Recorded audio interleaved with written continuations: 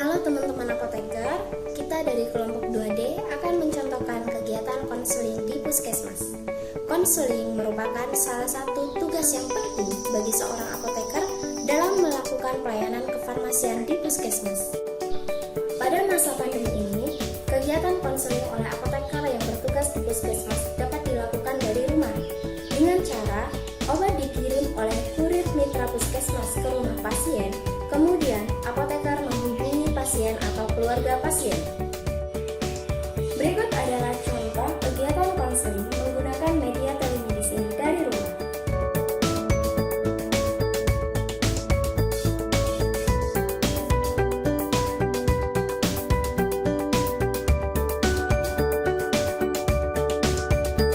Assalamualaikum warahmatullahi wabarakatuh. Waalaikumsalam warahmatullahi wabarakatuh. Selamat pagi Ibu, mohon maaf mengganggu waktunya. Iya, Ini kami dari Puskesmas Jetis ingin melakukan pelayanan konseling secara online. iya. Ya, sebelumnya perkenalkan terlebih dahulu, saya adalah apoteker di Sendewi Dasari selaku apoteker yang bertugas pada pagi hari ini. Sebelumnya saya bicara dengan Ibu siapa? Dengan Ibu Sofia.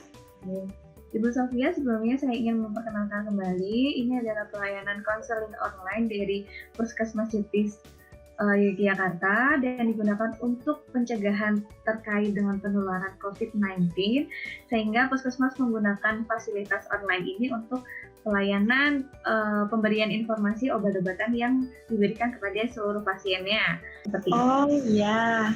Ya, sebelumnya apakah saya mengganggu waktunya, Ibu? Enggak juga. Nah, tidak sedang dalam kerepotan ya? Iya. Baik, dalam pelayanan informasi obat ini saya memerlukan waktu sekitar 5-7 menit. Apakah Ibu Sofia berkenan? Boleh, Mbak? Baik ya. Ya. Sebelumnya apakah obatnya sudah diterima, Ibu? Sudah. Sudah diterima ya? Sudah diberikan desinfektan di luarnya? Gimana? Sudah disemprot desinfektan untuk tas yang di luarnya? Sudah, Mbak. Ya, sudah dipastikan sudah diberikan desinfektan dan sudah bersih ya. Kemudian saat ini obat-obatannya ada di sekitar Bu Sofia? Ada ini, Mbak. Oke, baik ya, sudah tersedia di sebelah. Dan sebelumnya saya ingin mengkonfirmasi kembali untuk data pasien. Apakah benar ini dengan pasien Hadi Ananta ya? Benar, Mbak, anak saya. Oh, anaknya Ibu. Baik, untuk alamatnya sendiri benar di Jogoyudan, Jetis 3? Iya, benar. Nah, untuk saat ini ada Hadi Ananta usianya berapa, Bu? Usianya 1 tahun. 1 tahun. Untuk berat badan apakah kemarin menimbang waktu ke puskesmas? Kemarin pas nimbang itu 10 kilogram. 10 kilogram ya. Iya. Ini, sudah benar ya, untuk obat-obatannya sudah bisa dicek Bu, untuk namanya benar untuk Ade Hadi Ananta ya? Iya, benar. Di situ untuk Ade Hadi Ananta mendapatkan 2 obat, benar? Benar. Nah, 2 obat. Yang pertama ada serbuk yang dibungkus dengan aluminium seperti itu. Iya. Dan juga yang satunya sirup ya? Iya. Baik. Untuk masuk ke dalam sesi pembahasan layanan informasi terkait obat yang diberikan oleh Ade Ananta, sebelumnya saya ingin mengkonfirmasikan beberapa hal yang kemarin sudah dikonsultasikan kepada dokter untuk memastikan bahwa obat yang diberikan sudah tepat. Iya. Ini waktu kemarin konsultasi dengan dokter menyampaikan apa itu terkait dengan diagnosisnya? Kalau untuk diagnosisnya kemarin dokter bilang anak saya diare. Diare ya. Iya. Sudah berapa lama Bu diarenya? Dari 1 hari yang lalu. 1 hari yang lalu ya. Kemudian apakah dokter sudah menjelaskan terkait dengan obat-obatan yang akan diberikan? Tidak begitu detail sih Mbak, cuma ngasih tahu kalau ini obatnya untuk diare anaknya kayak gitu. Nah, gitu. Untuk dosis penggunaannya apakah sudah dijelaskan? Kalau untuk dijelaskan enggak, cuma ada tertulis di etiketnya saja. Apakah dokter sudah menjelaskan terkait dengan harapan setelah menggunakan obat tersebut? Kalau untuk harapannya diarenya jadi sembuh Mbak. Gitu. Baik. Ya. Selain itu, apakah ada yang disampaikan oleh dokter? Nggak ada sih Mbak, kurang lebihnya seperti itu. Nah, ya, baik. Kemudian di sini tadi ada hadiah nanta diare ya. Untuk diarenya sendiri, selain diare, apakah ada yang mengalami lemas? Ya Mbak, terus sering ini ngeluh haus kayak gitu. Rewel nggak posisinya sekarang adik hadiah nanta? Dari biasanya. Gitu. Baik. Untuk diarenya sendiri kira-kira disebabkan karena apa nih Bu? Sudah tahu penyebabnya? Kalau kemarin sih saya ini kan sebelumnya ASI Mbak. Nah saya coba pakai susu formula. Setelah nyoba itu malah tiba-tiba BAB-nya 4 kali sehari bahkan lebih. Oh seperti itu. Iya. Kemudian sekarang susu formulanya masih diminum atau sudah berhenti? Kalau sekarang sudah saya hentikan Mbak. Gitu. Kemarin sempat minum berapa kali Bu susu formulanya? Baru sekali minum? Kemarin mungkin sekitar 3 kalian Mbak. Oh, berarti setelah 3 kali menggunakan susu formula jadi diare. Kalau dia itu diarenya mungkin karena itu. Lalu saya besoknya baru tadi ke puskesmas. Ya baik. Untuk diarenya tadi karena susu formula itu ya. Ya. Selain itu apakah ada mengalami demam atau keluhan lain? Oh nggak ada. Nggak ada ya. Jadi sesuai dengan yang sudah dicatatkan oleh dokter mencatatkan bahwa adik-adik Ananta mengalami diare yang disebabkan oleh susu formula. Di sini juga tercatat seperti itu. Iya benar. Saya ingin masuk ke dalam pembahasan terkait dengan penggunaan obatnya sendiri.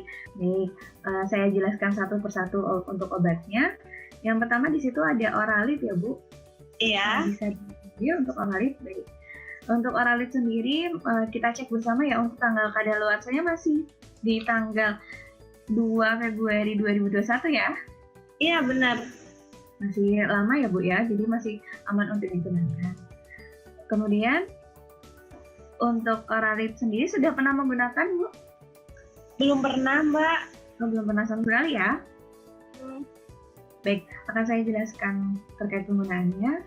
Sebelum masuk ke terkait penggunaannya, di sini saya ingin menjelaskan terlebih dahulu Oralit ini fungsinya untuk mencegah dehidrasi yang dialami oleh adik-adik Ananta.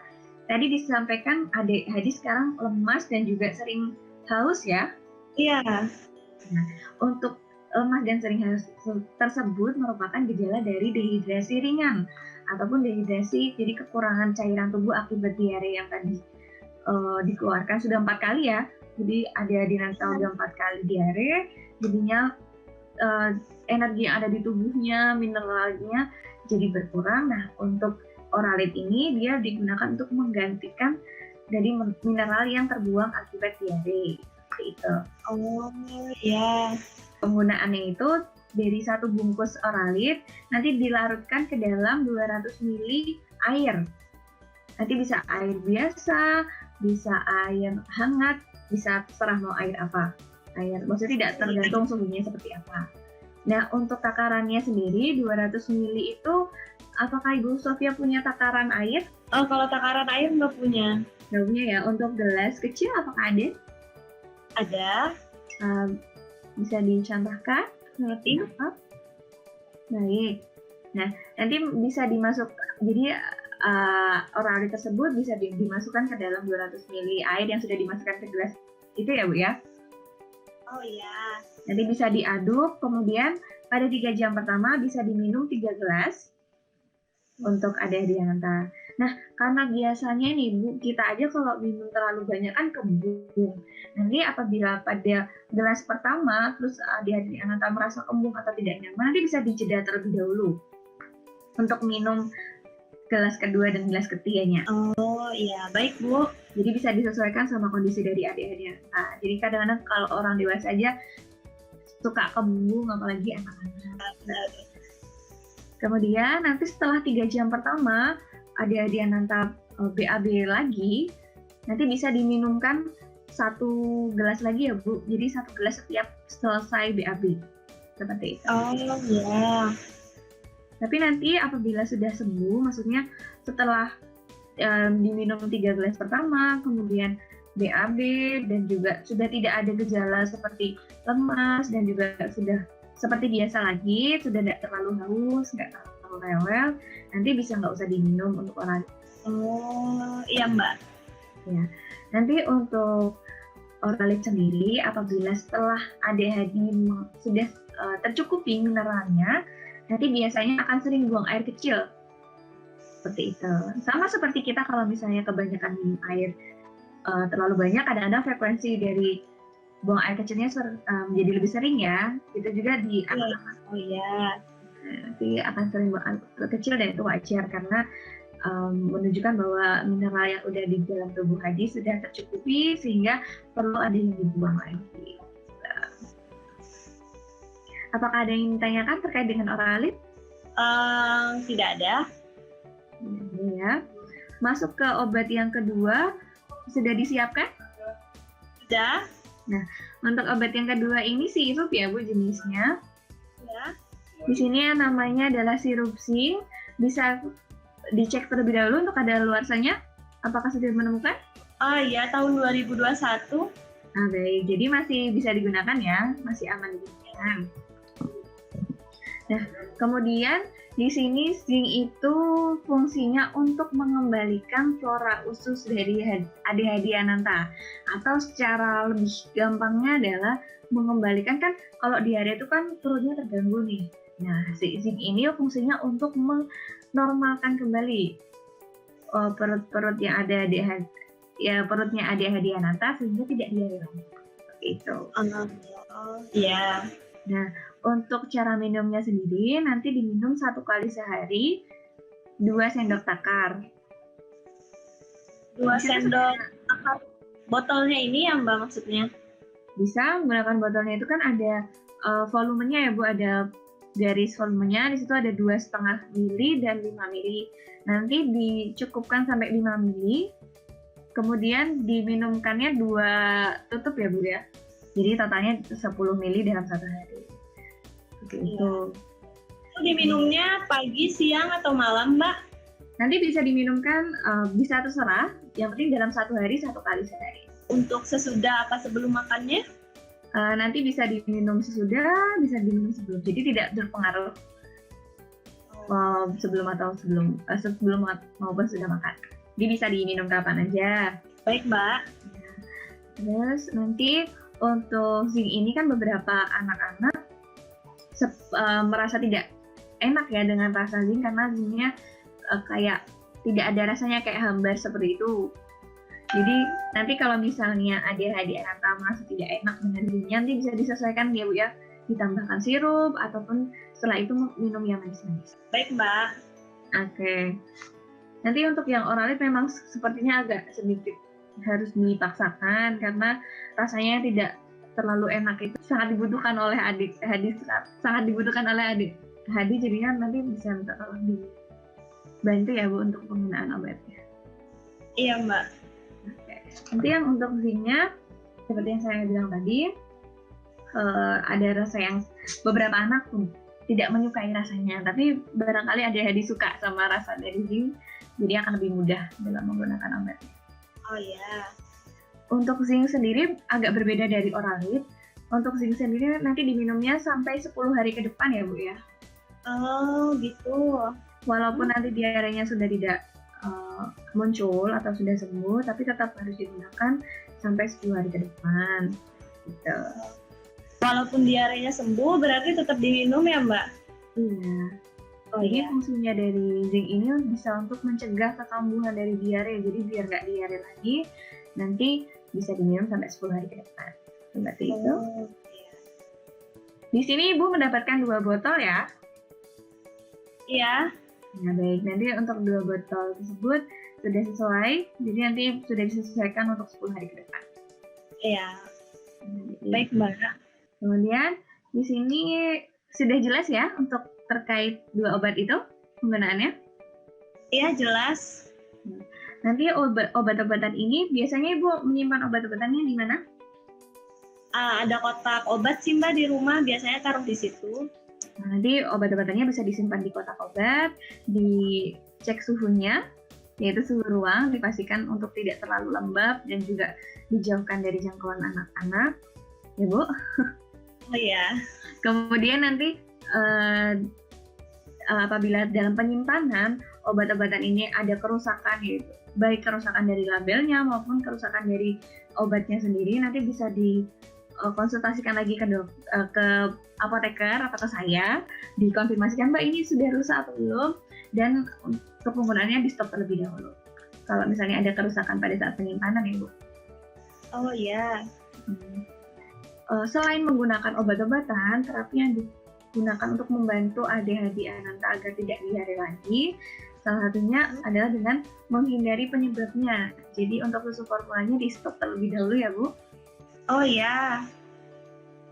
Iya Mbak. Nanti bisa dilanjutkan dengan penggunaan ASI. Kemudian nanti untuk ibu juga diminta untuk lebih berhati-hati dalam mengonsumsi yang pedas-pedas. Jadi nanti kalau masih adiknya tidak diare seperti itu.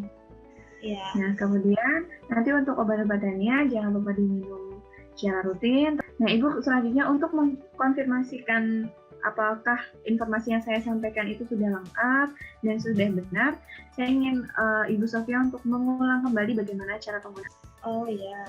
Jadi ada 2 obat. Yang pertama Oralit, itu diminum 3 jam pertama, 3 bungkus ya Mbak. Boleh dijeda. Terus setelah BAB, diminum 1 bungkus. Selanjutnya ini zinc, tadi Mbak menjelaskannya diminum 1 kali sehari, 2 sendok takar 5 ml selama 10 hari. Ya. Baik, sebenarnya informasinya sudah lengkap dan sudah benar yang disampaikan oleh Ibu Sofia. Sebenarnya cukup untuk sesi konseling online ini. Apabila nanti ada pertanyaan lebih lanjut atau ada yang ingin konfirmasikan kembali, nanti bisa di grup WhatsApp dari Puskesmas Jutis. Di situ ada saya juga, nanti bisa ditanyakan kepada saya secara langsung. Baik, Ibu, terima kasih sudah berkenan meluangkan waktunya. Jadi kita bisa diskusi lebih lanjut terkait dengan bagaimana penggunaan obat ini. Nanti kalau ada pertanyaan bisa disampaikan tadi ya Bu via WhatsApp Jutis. Kemudian sepertinya cukup sesi kali ini. Saya mohon pamit ya Bu ya. Ya, terima kasih banyak ya Mbak.